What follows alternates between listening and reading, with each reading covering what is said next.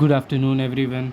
Day 15 of percentage chapter में आपका स्वागत है। ठीक है, तो हम लोग टाइम वेस्ट नहीं करेंगे क्वेश्चन लिखने में, तो हम लोग डायरेक्टली यहीं से क्वेश्चन पढ़ेंगे और फिर इसको सॉल्व करेंगे। तो देखिए आपका क्वेश्चन क्या है। क्वेश्चन ये है कि 66 2/3% of 75% of 1/8 of a certain number is 179, then 33 1/3% of 3/4% of that number is what? खुद देखिए क्वेश्चन क्या है। क्वेश्चन आपका ये है कि 66% 2/3% of 75% of 1/8 of certain number, अगर x ले लेते हैं तो वो 179 दिया हुआ है, तो निकालिए इससे। इसको करेंगे तो कितना 200 एंड बाई 3 है तो ये 300, 75 है तो 75/100, 1/8 x इज इक्वल टू 179 आ जाएगा। ठीक है, जब ये 179 आ गया तो इसको निकालेंगे, ये कट गया, ये 3 टाइम्स, ये 4 टाइम्स, 3 से ये 3 कट जाएगा, ये 2 टाइम्स कट जाएगा, तो simple x/16 is equal to 179 आ गया। एंड x का वैल्यू आपका आ जाएगा 179 इंटू 16, दैट इज़ 2864, ये आ जाएगा।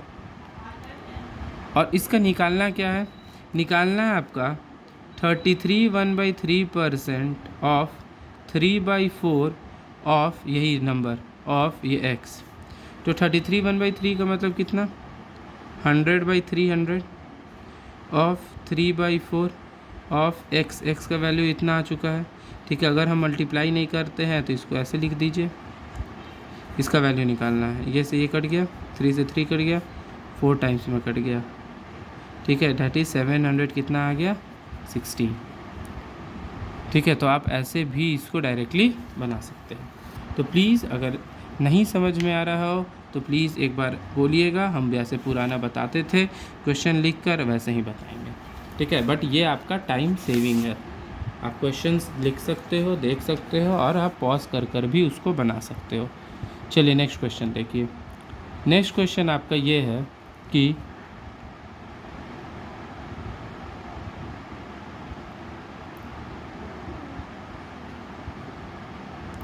चलिए नेक्स्ट क्या है, the volume of the water in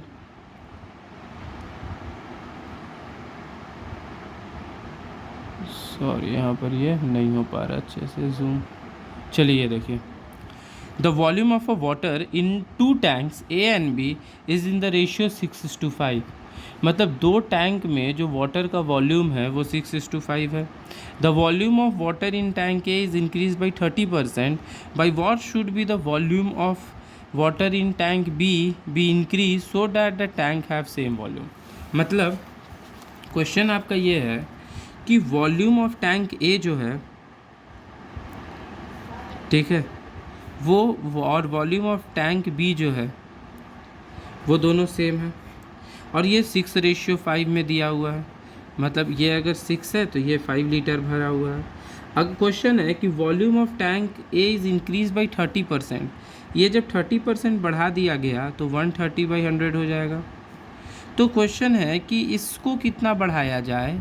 ठीक है, मतलब ये 100 + x कितना किया जाए कि ये आपका इक्वल हो जाएगा। इससे ये कट गया, 5 के टेबल में ये 26 टाइम्स में कट गया।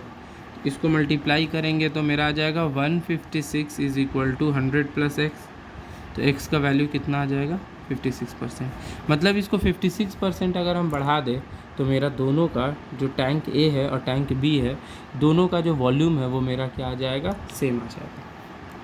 चलिए नेक्स्ट क्वेश्चन देखते हैं, 53 नंबर। तो 53 नंबर में हमारा जो क्वेश्चन वो ये है कि the difference of 2 positive number is 1020. If 7.6 of a greater number is 12.4 of the smaller number, मतलब दो नंबर को जब हम डिफरेंस किए, दो नंबर को डिफरेंस मतलब क्या, देखिए यहीं पर आप देख सकते हो, एक अगर x है एक y है, दोनों का जब हम डिफरेंस किए तो 1020 आ गया। ठीक है, अगर हम पहला नंबर x ले रहे हैं तो मेरा y क्या हो जाएगा, मेरा y हो जाएगा x माइनस 1020, यही दो हो जाएगा। ठीक है, तो अगर ये x है तो ये मेरा x माइनस 1020 आएगा। तो यहाँ आप देख सकते हो क्वेश्चन क्या है, 7.6% ऑफ द ग्रेटर नंबर, मतलब 7.6% of x is equal to 12.4 of the smaller number, मतलब 12.4 ऑफ ये स्मॉलर नंबर के जगह पर हम क्या निकाल देंगे, हम स्मॉलर नंबर के जगह पर x माइनस 10 लिख सकते हैं, यहाँ पर x माइनस 1020 लिख देंगे। ठीक है, इसको जब काटे तो ये मेरा 19 आ गया और इसको काटे तो ये मेरा 13 आ गया। तो देखिए 19x is equal to 31 into x minus 1020, 19x 31 minus, इसको दोनों से मल्टीप्लाई कर दिए, यहाँ आ गया 12x, और ये इसको x का वैल्यू आ गया, x का वैल्यू यहाँ पर आया आपका 2635।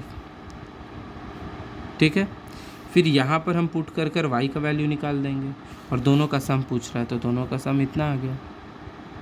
देखिए नहीं समझ में आया होगा तो समझिए फिर से। क्वेश्चन ये है कि 7 पॉइंट, अगर दो नंबर को हम जब डिफरेंस लिए तो मेरा 1020 आया।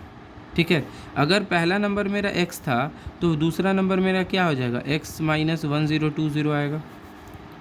क्वेश्चन है कि 7.6% of greater number is equal to 12.4% of ये स्मॉलर नंबर, यही है, परसेंट से परसेंट कट गया, डेसिमल से डेसिमल कट गया, ये आपका कट जाएगा 19 टाइम्स, ये कट जाएगा 31 टाइम्स 4 के टेबल में।